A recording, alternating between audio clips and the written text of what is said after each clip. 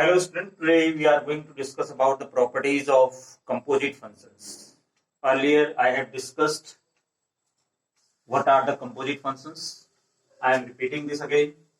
If we have two functions like that, f such that a to b and g such that b to c, that means there will be a graph which relates a to c. This is known as the composite function. और इसमें मैंने आपको एक दो examples के through इस concept को clear करने की कोशिश की। आज हम बात करते हैं इसकी प्रॉपर्टीज के बारे में कि प्रॉपर्टीज क्या है। अब ये कहता है आपसे कि अगर आपके पास प्रॉपर्टी नंबर 1, ये इंपॉर्टेंट प्रॉपर्टी है जो आपके एग्जाम्स में आपसे पूछी जा सकती है। अगर f such that a to b एंड g such that b to c are 1 1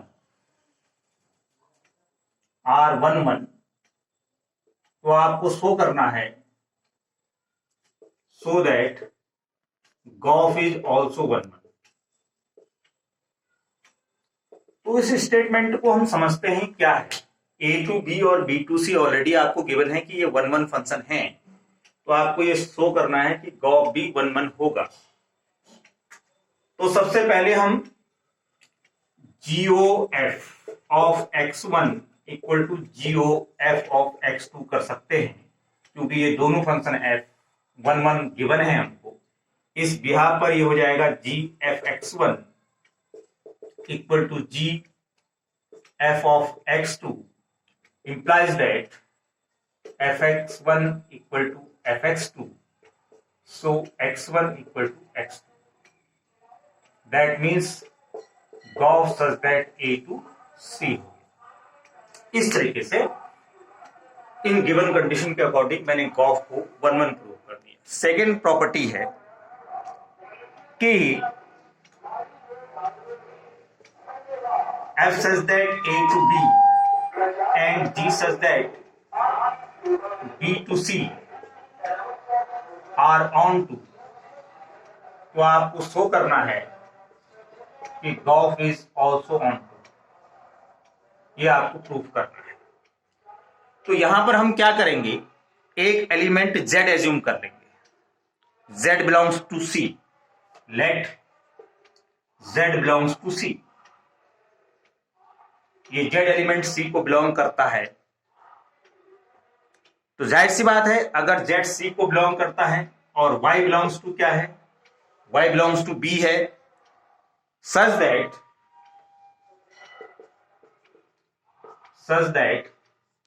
gy equal to z। सीधी सी बात है, अगर z c का एलिमेंट है तो gy z के इक्वल होगा। अब आपको करना क्या है,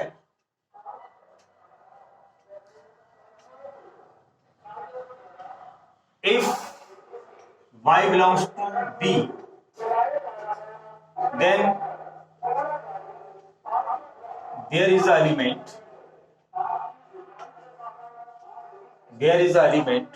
which in which x belongs to a, ऐसा हो जाएगा। अगर x belongs to a होगा तो सीधी सी बात है, तो अपने आप ही fx इक्वल टू y हो जाएगा। और इस तरीके से गॉफ इज ऑन, ये आपकी सेकेंड प्रॉपर्टी होगी। ये दो प्रॉपर्टी डिस्कस करने के बाद थर्ड प्रॉपर्टी है आपके पास कि f and g such that Gauff is defined as 1 तो आपको ये चेक करना है कि f and g both are 1 अगर प्रॉपर्टी नंबर थर्ड, जस्ट इसका रिवर्स करना है आपको। यदि आपको ये मतलब आपको दे रखा है कि गॉफ, इफ गॉफ इज 1 तो आपको चेक करना है is f and g are also 1 है या नहीं, ये बताना है। अगर गॉफ 1 हो, जस्ट इस प्रॉपर्टी का इनवर्स है, अगर गॉफ 1 है तो आपको ये चेक करना है कि क्या f और g जो टू फंक्शंस हैं वो भी 1 1 होंगे या नहीं होंगे। तो इसको एक एग्जाम्पल के थ्रू हम लोग करते हैं। मान लीजिए कि यहाँ पर मेरे पास कुछ एलिमेंट, ये 3 एलिमेंट, या इसको हम मैपिंग के थ्रू समझने की कोशिश करेंगे, 1 2 3 4, और यहाँ पर भी 1 2 3 4। और मान लीजिए फंक्शन आपका डिफाइन है f x equal to x, तो 1 की इमेज 1 से बनेगी, 2 की इमेज 2 से, 3 की इमेज 3 से, और 4 की इमेज 4 से। ये फंक्शन एफ हो गया और ये फंक्शन आपका जी हो गया। अब इसको यहां से लेट करना है, तो गॉफ ऑफ 1, गॉफ ऑफ 1 की इमेज क्या बन रही है, 1 बन रही है। गॉफ ऑफ 2 की इमेज 2 बन रही है। गॉफ ऑफ 3 की इमेज 3 बन रही है, और गॉफ ऑफ 4 की इमेज क्या बन रही है, 4 बन रही है। तो सीधी सी बात है, इनकी जो कनेक्टिविटी है वो ये आई 1 2 3 4, 1 1 2 2 3 3 4 4, तो ये क्या हो गया, 1 1 हो गया। और आप देखिए ये सारे फंक्शन क्या है, 1 1 है। तो अगर गॉफ 1 1 है तो हम कह सकते हैं कि जी और एफ भी क्या होंगे, 1 1 होंगे। इसमें एक इंपॉर्टेंट पॉइंट है, इसको आप लोग नोट कर लें, 1 मार्क्स में ये क्वेश्चन आपसे पूछा जाता है। If g of is 1 1, if g of is 1 1, तो डेफिनेटली एफ हमेशा 1 1 होगा। एक तो प्रॉपर्टी ये निकली। और दूसरा, अगर आपके पास गॉफ ऑन टू है, इसको यहां लिख दे रहा हूं, if g of is onto, g of onto है, तो इसमें डेफिनेटली जी हमेशा जो है, g always onto function, ये होगा ही होगा, ये कंफर्म रिजल्ट है। ये दोनों रिजल्ट बहुत कंफर्म है। अगर किसी फंक्शन में गॉफ 1 1 होता है तो एफ डेफिनेटली 1 1 है। जी जरूरी नहीं कि 1 1 हो, लेकिन एफ 1 1 जरूर होगा। ऐसी गॉफ में अगर गॉफ ऑन टू है तो जी उस केस में हमेशा ऑन टू ही होगा। Now pause the video and note it down. Now dear students, the most important function is invertible function. बहुत सिंपल है।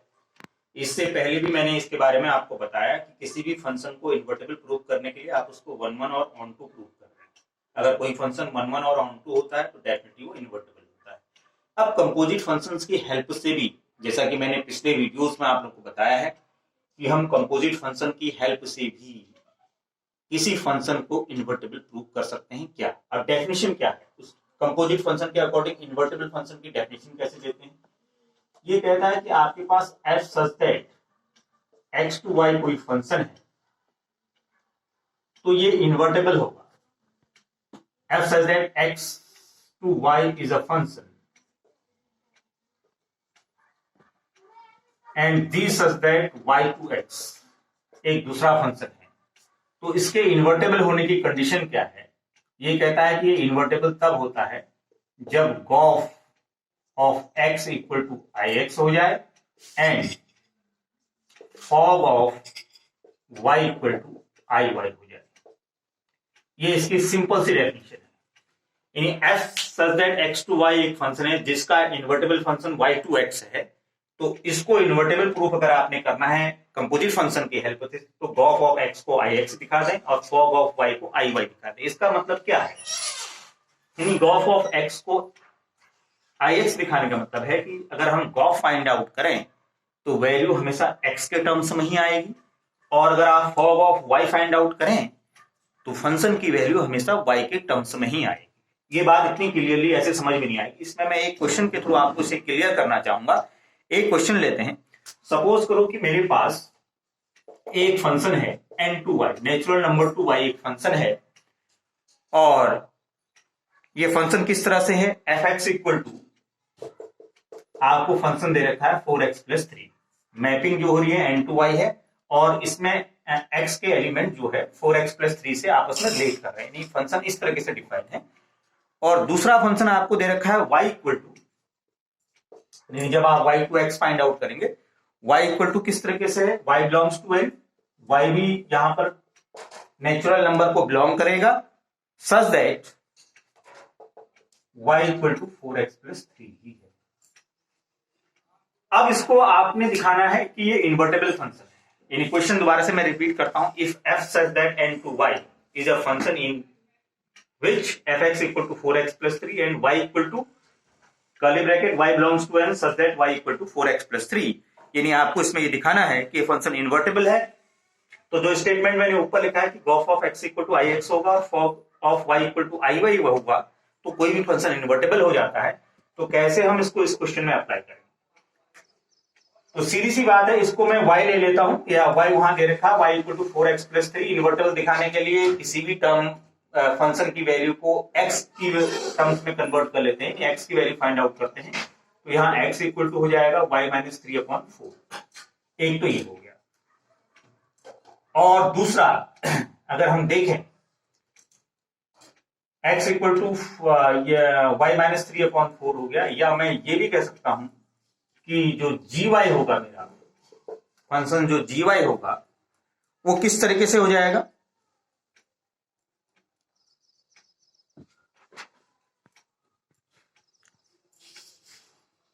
y माइनस 3/4, क्योंकि अगर मैं यहां पर जाहिर सी बात है फंक्शन को gy ले रहा हूं, यहां पर gy अगर इसको कर दूं मैं, तो ये क्या हो जाएगा? y माइनस 3/4, यही x की वैल्यू है। gy equal to y minus 3/4। अब इन दोनों को आपस में रिलेट कीजिए। ये चीजें क्या लिखी गई? ये कहता है कि अगर ये जो फंक्शन है आपका gy, यहां पर आप y की कोई भी वैल्यू रखेंगे, इसमें y माइनस 3/4, भाई मैंने gy रखा, तो y की कोई भी वैल्यू रखेंगे यहां पर, तो सीधी सी बात है कोई नेचुरल नंबर आएगा, क्योंकि y बिलोंग्स टू n कह रहा है। और ये नेचुरल नंबर किसको बिलोंग कर रहा है? x को बिलोंग कर रहा है, क्योंकि यहां क्या दे रखा है आपको? n टू y, तो y टू n हो जाएगा ये अपने आप ही। अब इसमें आपको सबसे पहले Gauff of x find out करना है। तो ये क्या हो जाएगा? गॉफ ऑफ x क्या हो जाएगा? g ऑफ x हो जाएगा। ये हो गया। g ऑफ fx का मतलब है, g ऑफ fx का मतलब fx की वैल्यू आपको क्या गिवन है, ये आप चेक करेंगे। fx की वैल्यू आपको क्या दे रखी है? 4x plus 3, 4x plus 3। और इसमें आप x की वैल्यू को 4 इंटू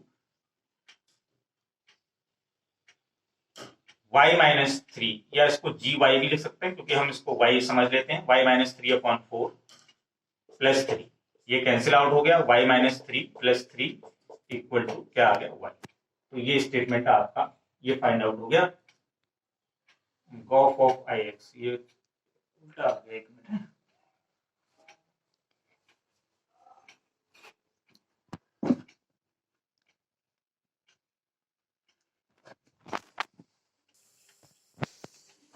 जी एफ एक्स, और एफ एक्स की वैल्यू मैंने यहाँ पर 4x प्लस 3 रखी, जी 4x प्लस 3। अब यहाँ पर आइए, जी 4x प्लस 3 का मतलब जहां पर y है उसको आपने 4x प्लस 3 से प्लेस करना है, -3/4। तो ये आपके पास क्या आ गया? x आ गया, यानी ये आ गया आपके पास आई एक्स के फॉर्म में। अब ऐसे ही आप फॉग फाइंड आउट करेंगे। F og of x equal to हो जाएगा f g x. F g x का मतलब जी एक्स की जो वैल्यू है हमारे पास, उसको यहाँ पर पुट किया जाएगा। gx की जो वैल्यू है उसको यहाँ पर पुट करेंगे, तो सीधी सी बात है, जैसे हमने इसको सॉल्व किया वैसे यहाँ पर भी सॉल्व हो जाएगा। तो ये हो जाएगा f